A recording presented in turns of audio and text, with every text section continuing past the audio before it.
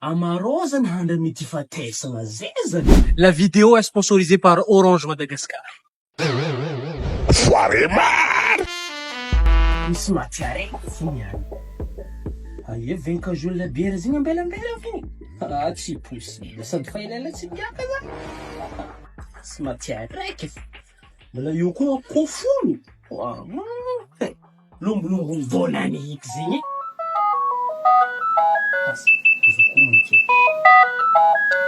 Allô? Oui, manao finaka fa vono zalahy. Katinesa baka. Misy jiaby fanariny. Manafiny koa ny zalanaty.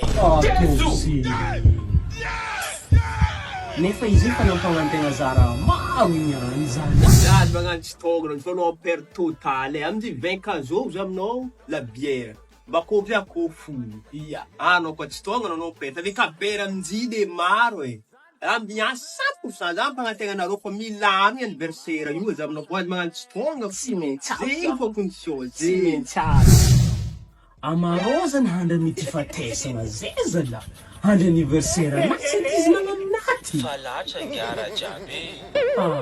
Zany mampahiny zany ety.